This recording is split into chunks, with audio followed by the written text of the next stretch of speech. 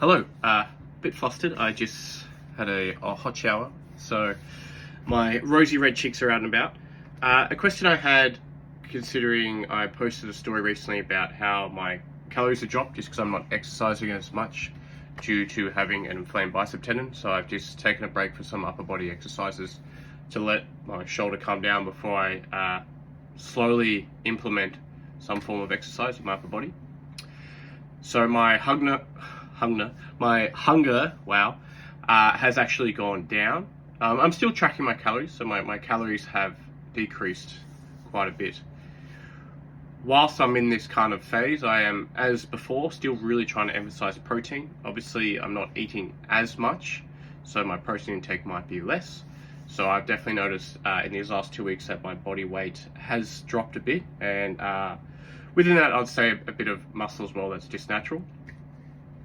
So the question was, is a lack of hunger a sign to increase calories?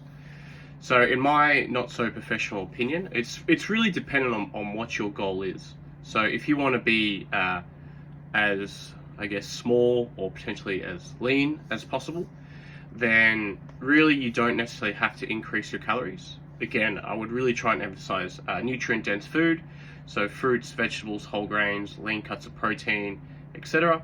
And within that, obviously, I just said as well, really trying to emphasize protein. I think regardless of what your goal is, protein is a really an important macronutrient, especially just trying to maintain some type of muscle mass, which from a longevity point of view is really quite important.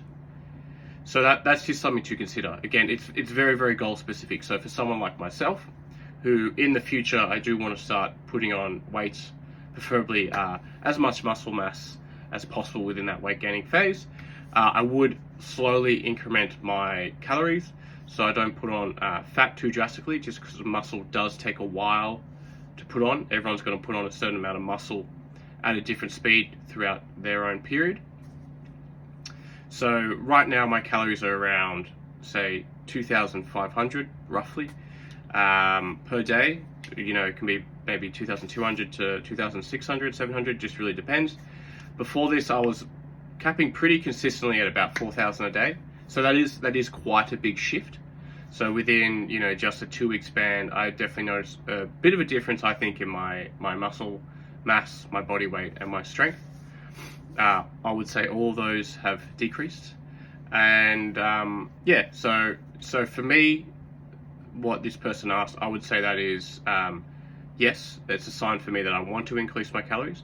But there's a few factors to look at. So there's not just a physical factor of trying to eat more so I get bigger. There's also a mental factor. You know, you don't want to eat too much too soon consistently, because then the weight that I would put on is probably majority going to be fat, excuse me, and a bit of bloating. So I'm someone that's quite conscious of how I look. I take a lot of pride in that, at least at this stage of my life.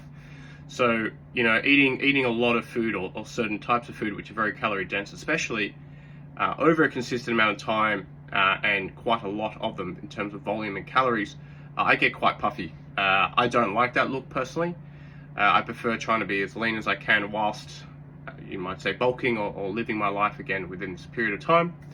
So it would be something for me to kind of more slowly increase my calories incrementally, so it gives my body a bit more time to adjust and not just try and hold on to a lot of water weight as well.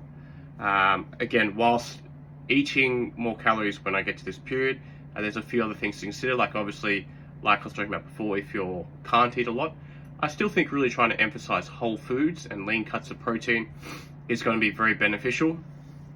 You know, a lot more processed food, it's not necessarily, I would say, bad for you. It's all context of quality, quantity, etc.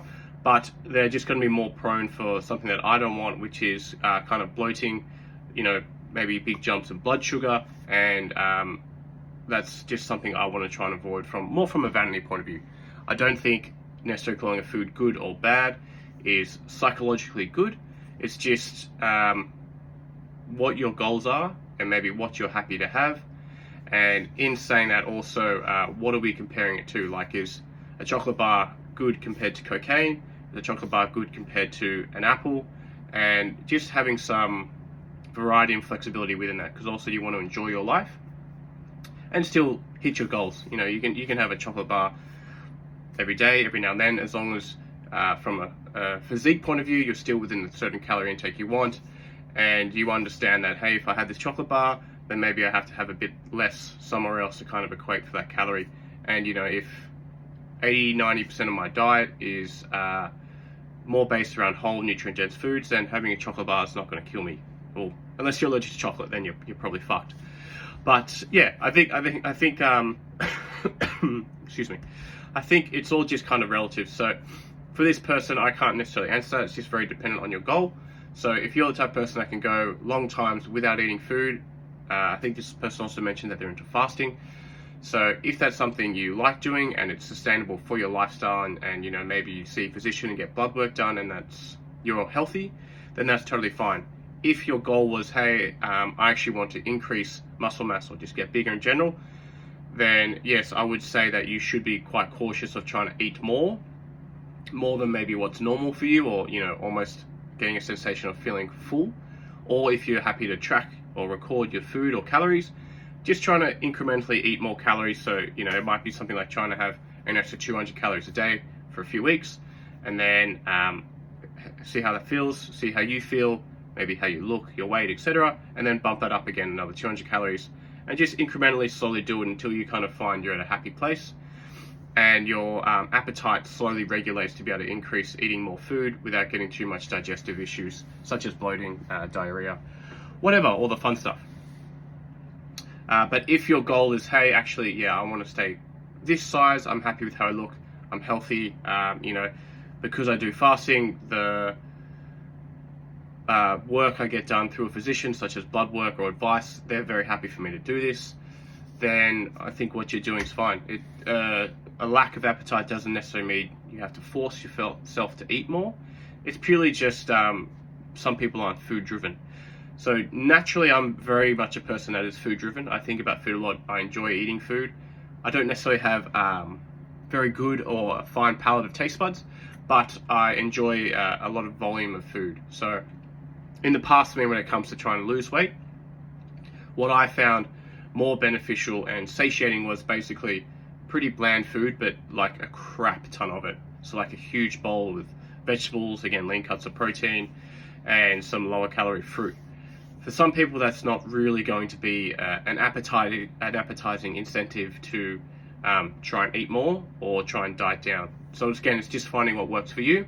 At the end of the day, as long as emotionally you feel content with your eating pattern, physically it's healthy, maybe the guidance of a nutritionist, dietitian, or physician would be very helpful, or a food psychologist, depending on what you're dealing with, and it aligns with what your goals are. So if you're somebody, again, that wants to stay the same weight or lose weight, then obviously eating more probably isn't your goal. If you're someone that wants to put on muscle or put on weight, then yes, trying to eat more than maybe what you're actually comfortable with will be your goal. And as we talked about before, just incrementally doing that so your body can have its time to adjust, doesn't freak out and be like, oh, hey, what the fuck's happening? You know, I got to hold on to all this water weight, I'm going to get diarrhea or have a lot of bloating. But just slowly and steadily trying to increase your calorie intake by the weeks. And again, really trying to emphasize lean protein and nutrient-dense food as much as you can, but having a bit of leeway for some fun. As we're talking about before, chocolate bars, hopefully not going to kill you. At the end of the day, we're all going to die of something, some way. But it's about also enjoying the times with your friends or the small victories by yourself and being comfortable celebrating that and having kind of healthy habits around varied foods. That's enough shit talking for me. I enjoyed that question. Thank you. I hope it helped. And yeah, if you guys have any more, like I said, either on here, it's honestly only on Instagram that people ask me stuff, but I would love to hear some more and read some more, and then I can try and answer some more. So adios amigos, and thank you again.